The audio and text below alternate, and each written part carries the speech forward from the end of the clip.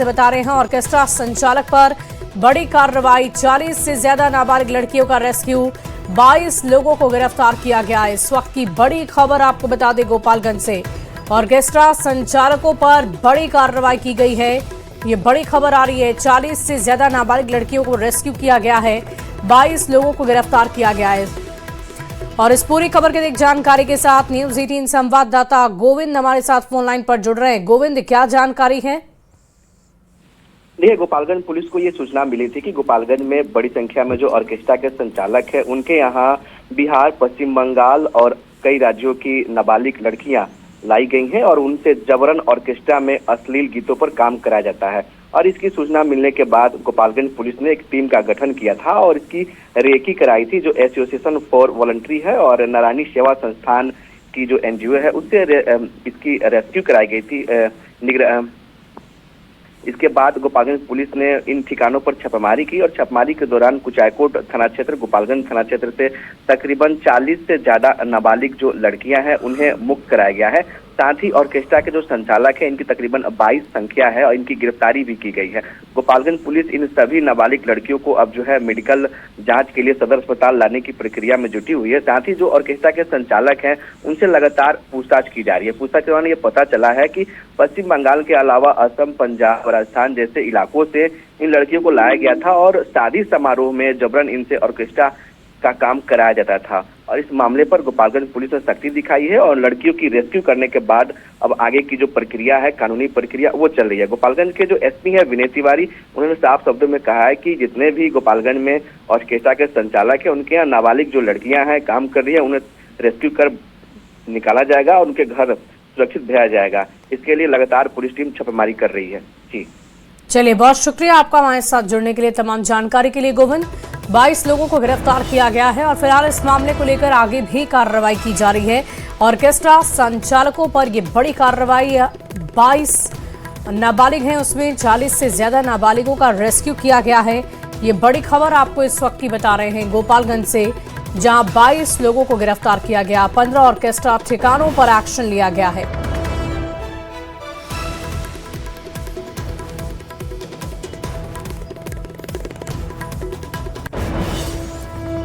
बढ़ते आगे, सरकारी दावों की पोल खोलने वाली तस्वीरें मसौड़ी से सामने आई। जर्जर भवन में डर के साए में बच्चे पढ़ने को विवश हैं।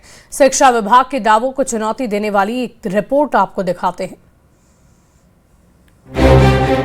बिहार में शिक्षा की गुणवत्ता और बच्चों को मिलने वाली सुविधाओं को लेकर बड़े बड़े दावे होते हैं, पर दावों को चुनौती देती तस्वीरें बताती हैं कि दावों की हकीकत बहुत खोखली है। मसौड़ी अनुमंडल के पुनपुन प्रखंड के चांदेह डीह विद्यालय का भवन जो काफी जर्जर स्थिति में है। नतीजा, बच्चे शिक्षा के लिए भटक रहे हैं या अपने गांव से करीब 3 किलोमीटर की दूरी का सफर तय कर दूसरे विद्यालय नूरीचक गांव जाकर पढ़ाई को मजबूर हैं। स्कूल भवन का निर्माण न होने पर बच्चों की परेशानी बरकरार रहने से अभिभावकों में काफी रोष है। गर्मी तो पार कर गया, बरसात ऋतु आ रहा है, इसलिए हो सकता है कि छोटा छोटा बच्चा है जो वो बरसात में है जो डूब धंस जाएंगे। उनका जर्जर स्थिति को देखते हुए बंद किया गया। स्कूल यहाँ बंद है 3 महीना से। मैं मांग कर दूं कि जितना जल्द से जल्द स्कूल यहाँ पर बन जाए। 3 किलोमीटर मेरा बच्चा लोग जाता है पर छोटा छोटा, पहला से 5 माइल बच्चा कितना बड़ा रहता है, छोटा नहीं रहता है। तो इतना बड़ा बच्चा जाएगा उतना दूर पढ़ने। भीषण गर्मी और दूसरी वजहों से कई बच्चों ने तो स्कूल जाना तक बंद कर दिया है। अभिभावकों में डर बना हुआ है कि बच्चे जब स्कूल के लिए 3 किलोमीटर का सफर तय कर पढ़ने के लिए जाते हैं तो कहीं रास्ते में कोई हादसा ना हो जाए। उनकी सुरक्षा को ध्यान में रखते हुए कई बच्चों को माता पिता ने स्कूल भेजना तक बंद कर दिया है। अभिभावकों की सरकार और शिक्षा विभाग से मांग है कि चांदेह डीह विद्यालय के जर्जर भवन को संज्ञान में लिया जाए और +2 तक की व्यवस्था हो। प्राथमिक स्कूल है जो गिरने वाला है, कब गिरेगा कोई ठिकाना नहीं है। हम लोग एप्लीकेशन दे चुके हैं मगर वो एप्लीकेशन का आगे बढ़ाया नहीं गया है। आज बच्चा हम लोग का इतना दिक्कत हो रहा है पढ़ाई में कि कुछ कहने का नहीं। बच्चा 3 कोस पैदल नहीं जा पा सका। अगर किसी बात का हो जाएगा तो बच्चा का जिम्मेवारी कौन उठाएगा? मेरा लड़का पढ़ने नहीं जाता है, बाप चोर के हल्ला होल है, बच्चा चोरी के हल्ला होल है, तो हमने लोग बच्चा के नहीं दूरिया जाने देते हैं पढ़ने के लिए। वही के चलते यहाँ 8-10वां तक स्कूल बनना चाहिए। कितना दिन से ये विद्यालय? 3 महीना से बंद। फिलहाल बिहार में नई सरकार है, नए शिक्षा मंत्री हैं और नए वादे शिक्षा व्यवस्था की सुधार को लेकर हो रहे हैं। बच्चों की परेशानी, सुविधाओं पर कितनी जल्दी संज्ञान लिया जाता है, ये देखना होगा। मसौढ़ी से अमरजीत शर्मा के साथ bureau report, news 18 Bihar Jharkhand. वहीं जमशेदपुर से रिश्तों को शर्मसार कर देने वाली वो खबर सामने आई जिसने हर किसी को झकझोर कर रख दिया। आरोप यह है कि एक शख्स ने अपनी पत्नी, शादीशुदा गर्भवती बेटी और बेटे की कुल्हाड़ी और हथौड़े से बेरहमी से हत्या कर दी। वारदात इतनी खौफनाक थी कि जिसने भी सुना उसकी रूह कांप गई। आखिर इस खूनी खेल के पीछे की वजह क्या थी, इस स्पेशल रिपोर्ट में आप देखिए। रिश्तों का कत्ल, पति बना जल्लाद, रिटायर्ड कर्मचारी का खूनी खेल, पत्नी, गर्भवती बेटी और बेटे की हत्या, एक घर, 3 शव और कई अनसुलझे रहस्य, सोता हुआ परिवार, जागता कातिल। बड़ा सवाल, ये घर है या कत्लगाह?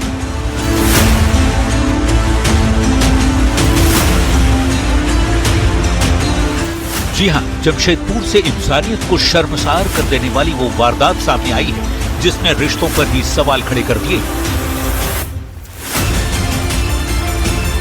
कि एक पति, एक पिता और एक इंसान आखिर इतना बेरहम कैसे हो सकता है। एक पति जिसने 7 फेरे लेकर जिंदगी भर साथ निभाने का वादा किया था, वही अपनी पत्नी का कातिल कैसे बन गया।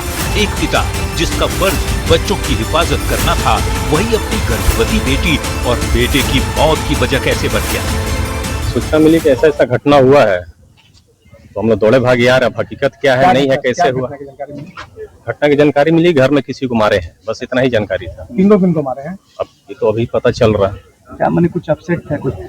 नहीं, ऐसा कुछ नहीं था, नॉर्मल था। अभी 1 साल भी नहीं हुआ, बेटी का शादी किए, सब कुछ ठीक चल रहा था। अब अचानक इस तरह का खबर मिल रहा है। आरोप है कि एक शख्स ने अपनी पत्नी, शादीशुदा गर्भवती बेटी और बेटे की कुल्हाड़ी और हथौड़ी से बेरहमी से हत्या कर दी। वारदात इतनी खौफनाक थी कि जिसने भी सुना उसकी रूह कांप उठी, क्योंकि जहां कभी परिवार साथ बैठकर जिंदगी के सपने देखा करता था, वहीं खून से लथपथ 3 लाशें पड़ी थी। वो बूढ़ा जवान के रविंदर सिंह, वो बोले कि जाओ, सबको मार दिए हैं। तो फिर वो जबरदस्ती लड़का घुसा अंदर, घुस के देखा तो सही में तीनों को मार चुके थे। वही बोलते हथौड़ा है और टांगी है, यही सब मारे हैं। जानकारी के मुताबिक आरोपी पति ने पहले अपनी पत्नी पर हमला किया, फिर अपनी शादीशुदा गर्भवती बेटी और बेटे को भी नहीं बख्शा। कुल्हाड़ी और हथौड़े से किए गए वार इतने खतरनाक थे कि तीनों की मौके पर ही मौत हो गई। घर के अंदर चीख पुकार मची रही, लेकिन जब तक लोग कुछ समझ पाते, सब खत्म हो चुका था। बहुत बेरहमी से जो है हत्या हुई है। हम तो अंदर जाके भी नहीं देख पाए हैं, पर मतलब किसी भी परिस्थिति में आप हिंसा को समाधान नहीं बना सकते। और गर्भवती बच्ची की हत्या हो गई है, जो अपने मायके आई थी, उसे अपने ससुराल से लाया गया था यहाँ पे केयर करने के लिए। जमशेदपुर में रिश्तों के कत्ल की ये कहानी हर किसी को झकझोर रही है। एक ही घर से 3 अर्थियां उठी और पीछे छोड़ गई कई अनसुलझे सवाल। क्या गुस्सा इतना बड़ा हो सकता है कि इंसान अपने ही परिवार का दुश्मन बन जाए? फिलहाल पुलिस जांच में जुटी है और पूरे इलाके में मातम पसरा हुआ है। पूरी तरह से जांच जो है पुलिस कर रही है और अभी तक पता नहीं चल पाया कि किस कारण से, क्या कारण था कि इस हत्या को किया गया है। फिलहाल जिस तरह बातें सामने आ रही है कि हत्या के बाद आरोपी जो हैवान पति है, उसने भी आत्मदाह करने का प्रयास किया और अपने आप जो कपड़े में आग लगाने का प्रयास किया था। मगर अभी फिलहाल जो है पूरी तरह से पुलिस पूरे मामले की जाँच कर रही है। जाँच के बाद ही पता चल पाएगा कि इस ट्रिपल हत्याकांड के पीछे क्या कारण है। न्यूज़ 18 के लिए जमशेदपुर से आशीष कुमार तिवारी। और आइए अब बात करते हैं राजधानी रांची से लापता हुई 18 महीने की अदिति की, जिसकी तलाश लगातार जारी है। लेकिन वक्त के साथ परिवार की बेचैनी और डर बढ़ता ही जा रहा है, क्योंकि अब तक बच्ची का कोई सुराग नहीं मिल पाया। फिलहाल पुलिस हर एंगल से जांच कर रही है और सूचना देने वालों को 50,000 रुपए के इनाम की घोषणा भी कर चुकी है। इस स्पेशल रिपोर्ट को देखिए। बेबस मां की पुकार, मेरी बच्ची को वापस लाओ। मासूम की तलाश में भटक रहा परिवार। आखिर किसके पास है नन्ही अदिति? गुमशुदगी के पीछे कोई बड़ा राज? जी हां, राजधानी रांची से एक ऐसा मामला सामने आया है जिसने हर माँ बाप की चिंता बढ़ा दी है। 18 महीने की मासूम अदिति, जो अभी ठीक से बोल भी नहीं पाती, वो अचानक लापता हुई। लेकिन हैरानी की बात यह है कि इतने वक्त बाद भी उसका कोई सुराग नहीं मिल पाया। जिस घर में उसकी किलकारियां गूंजती थी, आज वहाँ सिर्फ आंसू और बेचैनी। हर गुजरते पल के साथ परिवार की चिंता बढ़ती जा रही है। माँ का रो रो कर बुरा हाल है और पिता दर दर भटक कर अपनी बेटी की तलाश कर रहे हैं। बच्ची की तलाश में पुलिस के साथ एनडीआरएफ की टीम भी जुट गई है।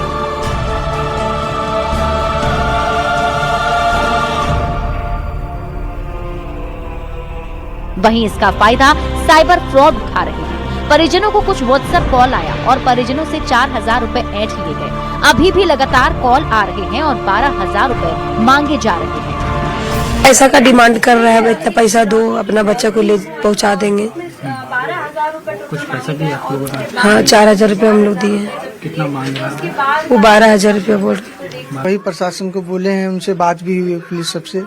सर लोग बोले हैं कि मिल जाएगी, हम लोग भी कर ही रहे हैं, उन लोग लगे हुए हैं, नाला का छानबीन चल रहा है। इस घटना ने पूरे इलाके को झकझोर कर रख दिया है, क्योंकि मामला सिर्फ एक बच्ची के गायब होने का नहीं, बल्कि उसकी सुरक्षा और जिंदगी से जुड़ा हुआ है। विधायक सीपी सिंह और रांची मेयर ने पुलिस प्रशासन से बच्ची को जल्द से जल्द ढूंढने की मांग की है। पुलिस को तत्परता पूर्वक उसके जितने सोर्स हैं, वो सारे सोर्स का प्रयोग करना चाहिए और प्रयोग करते हुए बच्ची को बरामद करना चाहिए। एक गरीब घर की बच्ची है, अब सोचिए उसके माता पिता पर क्या बीत रहा होगा। देखिए, माँ का दिल है, माँ का दिल सिर्फ बच्ची को खोज रहा है। जो आंगन सूना हो गया है, तड़प रही है उसकी माँ अपने सीने से लगाने के लिए कि अपने बच्चे को हम कब गोद में खिलाएंगे, कब उसे अपने हाथों से कुछ खिलाएंगे। वो ममता खोज रही है। अभी माँ का रो रो करके बुरा हाल है। इतने घंटों में उसने कुछ खाया पिया नहीं है। अभी जबरदस्ती थोड़ा सा पानी पिला करके आ रही हूँ। एक माँ हूँ, इसलिए समझ सकती हूँ कि उनका दुख दर्द क्या है। रांची पुलिस बच्ची की तलाश में लगातार छापेमारी और जांच अभियान चला रही है। घटनास्थल के पास एक बड़ा नाला भी बहता है, जिसके कारण पुलिस हर संभावित एंगल से मामले की जांच कर रही है। स्थानीय लोगों की मदद से आसपास के इलाके में लगातार सर्च अभियान चलाया जा रहा है। इलाके के सीसीटीवी फुटेज खंगाले जा रहे हैं। हर उस जगह पर तलाश की जा रही है जहां से अदिति के बारे में कोई सुराग मिल सके। पुलिस ने बच्ची के संबंध में जानकारी देने वाले के लिए 50,000 रुपए के इनाम की घोषणा की। पुलिस ने आम लोगों से अपील की, यदि किसी को अदिति पांडे के बारे में कोई जानकारी मिले, तुरंत पुलिस को सूचित करें। सूचना देने वाले व्यक्ति की पहचान पूरी तरह गोपनीय रखी जाएगी। बच्ची ऐसे वल्नरेबल जगह पर खेल रही थी, तो एक इस पॉसिबिलिटी से इनकार नहीं किया जा सकता है कि जो एक्सीडेंटल फॉल नाले में बच्ची का हो गया हो और एक्सीडेंटल ड्राउनिंग होने की पॉसिबिलिटी अभी तक जो है सबसे ज़्यादा यही प्रतीत हो रही है। हालांकि परिवार का जो संदेह है, परिवार का अभी भी कुछ पॉइंट्स पर संदेह है कि हो सकता है नाला क्रॉस करके कोई आके बच्ची को ले गया हो या इधर से ही कोई आकर ले गया हो। परिवार के साथ फीडबैक मैकेनिज्म के साथ काम करते हुए हर तथ्य पर पुलिस की टीम्स के द्वारा जांच करी जा रही है। ड्रोन हायर करे गए हैं। स्पेशल जो डेली का जो ड्रोन का फुटेज है, दिन भर ड्रोन चलाया जा रहा है नाले के ऊपर, कि नाले के ऊपर तथा आसपास के जो एरियाज़ है वहाँ पर भी कि क्या विजिबिलिटी है, क्या नहीं है। अगर ड्राउनिंग हुई है तो उस केस में रिकवरी का जो है प्रयास किया जा रहा है। एनडीआरएफ की टीम्स भी पहुँच गई हैं, चूँकि ये नाला जो है काफ़ी गहरा नाला है। इसमें पूरे शहर का जो है काफ़ी गंदा पानी आता है, बहुत जगह कीचड़ भी है। और जो हमारी जो नगर निगम से भी टीम्स की सहायता ली जा रही है, जिसमें वो नाले को सर्च कर रहे हैं। हालांकि उसमें हमें कुछ परेशानी आ रही है, चूँकि नाले में बहुत ज़्यादा शीशे, बोतल के शीशे और टूटे हुए शीशे पड़े हैं और हमारी टीम के ही 2 मेंबर्स जो हैं उनको पैर में शीशा भी लग गया है, तो उनको इलाज के लिए भेजा गया है। मुख्यमंत्री हेमंत सोरेन ने भी मामले का संज्ञान लिया और बच्ची को जल्द खोज निकालने का निर्देश दिया। देखना होगा कब तक बच्ची की जानकारी मिल पाती है, लेकिन वक्त के साथ परिवार की बेचैनी और डर बढ़ता जा रहा है। आखिर अदिति कहाँ है, क्या वो सुरक्षित है और कब तक उसके परिवार को मिलेगा उनकी मासूम का सुराग? फिलहाल पुलिस हर एक एंगल से जांच में जुटी है और पूरा परिवार बस एक उम्मीद लगाए बैठा है कि उनकी अदिति जल्द वापस लौट आए। न्यूज़ 18 के लिए रांची से संवाददाता ओम प्रकाश की रिपोर्ट। और देखिए, अमेरिका ईरान के बीच शुरू हुआ विवाद खत्म होने का नाम नहीं ले रहा और इस युद्ध का प्रभाव सीधे पेट्रोल डीजल सहित दूसरे सामान पर देखने को मिल रहा है। हालात कब तक ठीक होंगे ये कहना बहुत मुश्किल है और इस वैश्विक संकट को देखते हुए पीएम मोदी ने देश के लोगों से एक बार फिर अपील की है। पीएम ने लोगों से पेट्रोल डीजल की खपत कम करने, पब्लिक ट्रांसपोर्ट अपनाने, अनावश्यक विदेश यात्राओं से बचने, 1 साल तक सोना ना खरीदने की अपील की है। पीएम मोदी ने वैश्विक संकट के बीच कहा कि सोने की आयात पर भी देश का बहुत बड़ा पैसा विदेश जाता है। मेरी देश के हर नागरिक से अपील है, जहां संभव हो पेट्रोल डीजल का उपयोग कम करें। टेक्नोलॉजी की मदद भी हमारे लिए बहुत फायदेमंद होगी। ये जरूरी है कि सरकारी और प्राइवेट दोनों ही दफ्तरों में वर्चुअल मीटिंग्स और वर्क फ्रॉम होम को प्राथमिकता दी जाए। मैं कुछ स्कूलों से भी आग्रह करूंगा कि कुछ समय के लिए ऑनलाइन क्लासेज की व्यवस्था पर काम करें। मैं आप सबसे, देशवासियों से आग्रह करूंगा कि जब तक हालात सामान्य न हो हम सोने की खरीद को टालें। गोल्ड की जरूरत नहीं है।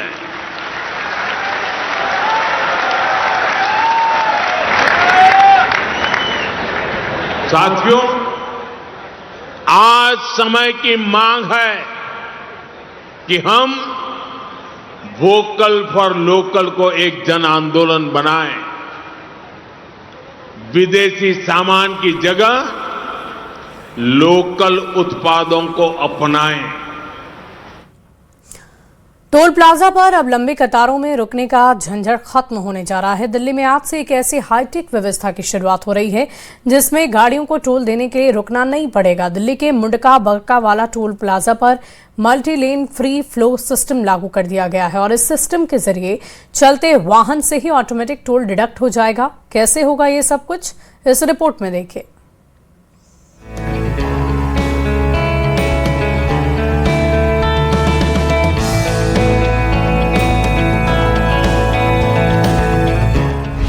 शुरू हुआ multi lane free flow system.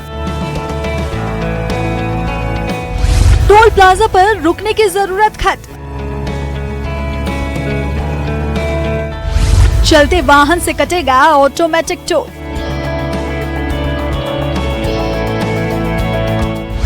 ANPR camera और फास्टैग से होगी वसूली।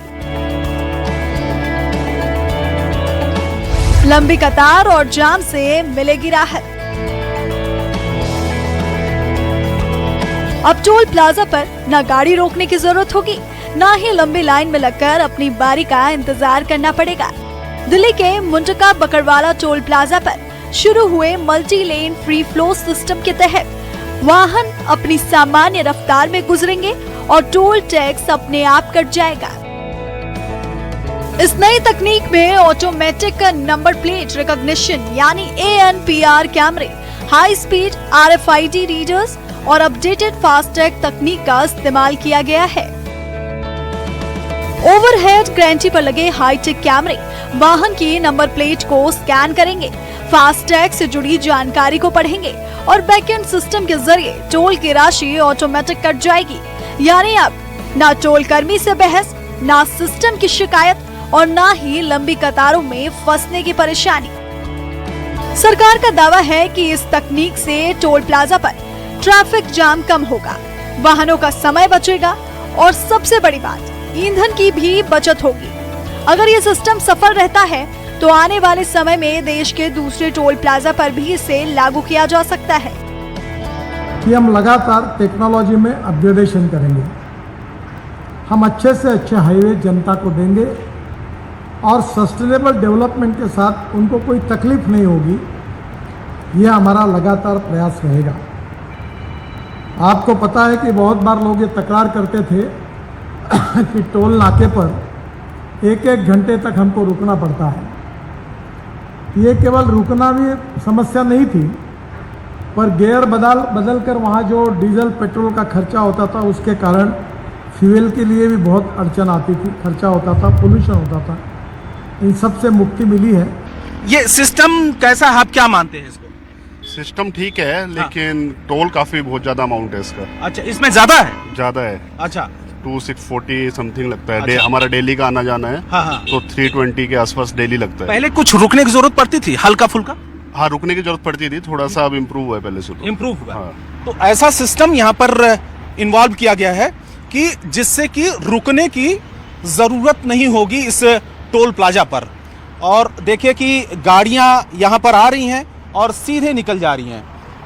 आप देखिए कि जितने भी गाड़ियां आ रही है, टोल प्लाजा पर रुकने की जरूरत नहीं है। कि सिस्टम को क्या कहेंगे, मतलब सही सिस्टम है, क्या है मानते हैं? सही हर जगह नहीं हो पाया है? अभी हर जगह पॉसिबल नहीं हो पाया, तो अभी तो ठीक है। ये टेस्टिंग मोड में है, तो अभी तो ठीक है। ठीक है। फिलहाल दिल्ली में शुरू हुआ ये multi lane free flow system देश के टोल सिस्टम में एक बड़ा बदलाव माना जा रहा है। सरकार को उम्मीद है कि इससे न सिर्फ लोगों का सफर आसान होगा, बल्कि ट्रैफिक जाम और ईंधन की बर्बादी जैसी समस्याओं से भी राहत मिलेगी। अब देखना होगा कि दिल्ली में इस हाईटेक व्यवस्था की सफलता के बाद क्या आने वाले दिनों में देश भर के टोल प्लाजा भी पूरी तरह नो स्टॉप टोल सिस्टम में बदलते नजर आएंगे। Bureau report, news 18, Delhi NCR।